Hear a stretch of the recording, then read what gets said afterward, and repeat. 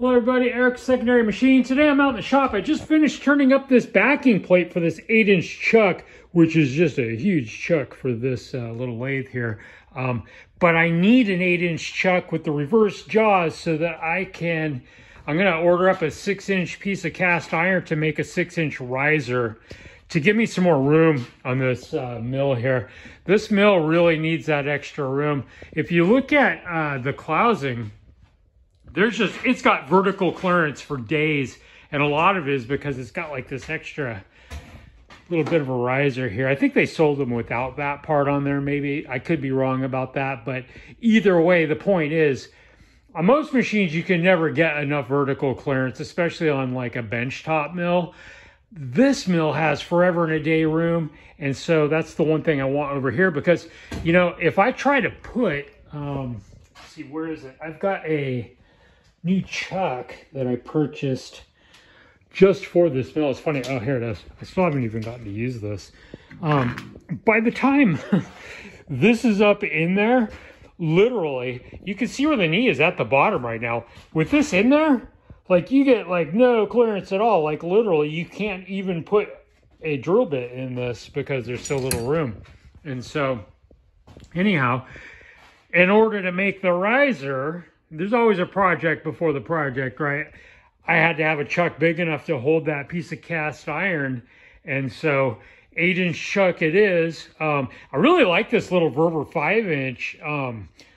Great little chuck. I made the backing plate for this one too. And also down under here, I've got the little 3-inch version of it too. All three of them are great chucks. Well, actually, I guess technically I haven't used the 8-inch one yet, but you know, I've seen other people talk about these Chinese chucks and kind of talk shit about them, but I think they're great. As a matter of fact, like, my only complaint with this, literally, is this one little thing. The oiler was standing proud of this surface. I like to use this surface a lot of times with a parallel, just so I can get stuff into the chuck where it's nice and square. And so this was sitting proud, but you just take a punch and just tappity tap tap tap, and what do you know, now it's below the surface. Actually, I think this one, yeah, this one you can still feel is proud. I haven't done this one yet.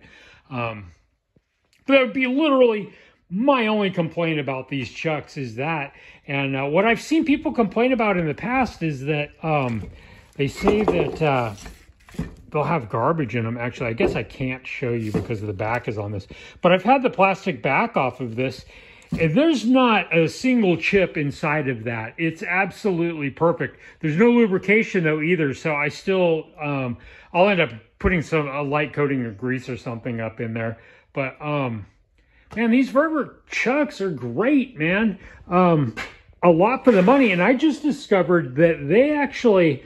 I've always ordered this stuff off of Amazon and feel like I'm getting a good price, but what I discovered actually a couple of days ago is that they have their own site. And so there's like I think it's Vevor.com, where I could have actually saved 50 bucks on this chuck, and by buying it direct. I did not realize that I could buy that stuff direct.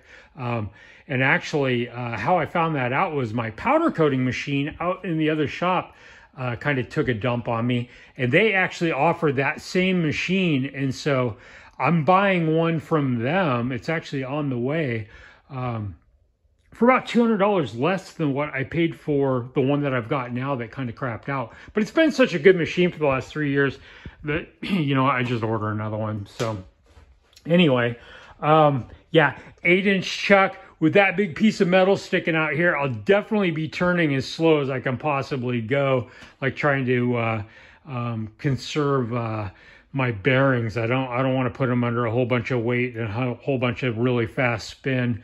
And so I might even do all of that like in back gear.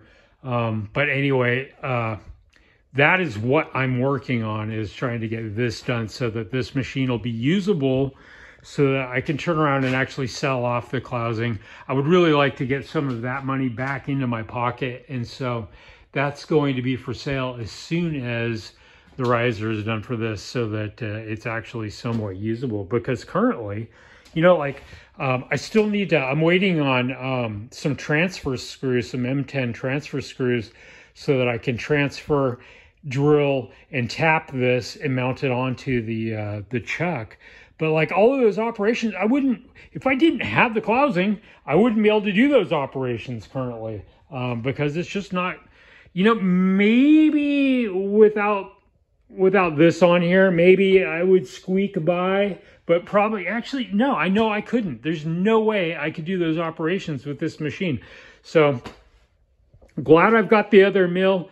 But as soon as I'm able to make this run the way that it needs to run, the clousing is going to go down the road so I can get some of that money back. But anyway, what else is going on? This pulley that had to be replaced, actually the pulley didn't get replaced, it was just this wheel. But you can see where this rides a little bit to the outside. I need to knock this whole thing a little bit sideways and to pull it back over so that the belt will run a little bit more true. I might do that later on today. I've had this belt jump on me a couple of times under real tremendous loads. Although I actually just built this backing plate without any issues at all. So anyway, actually, technically I didn't build the backing plate. I bought the backing plate and I am machining it so that it'll fit onto the chuck. So really simple little job, but fun to do. You know, when I first started working on machining, I didn't mind machining cast iron. I know a lot of guys don't like dealing with it, but now that I've been machining for a number of years, man, this stuff, it really is awfully messy. Look at my hands, they're just black. So anyway, I just finished cleaning up the tool and getting all that cast iron up off of the floor and off of my machine and off of the ways. So anyway, I will let you guys go. It's been a couple weeks, I think, since I've posted a video, so I thought I'd just check in. Eric with Secondary Machine. I will talk to you later.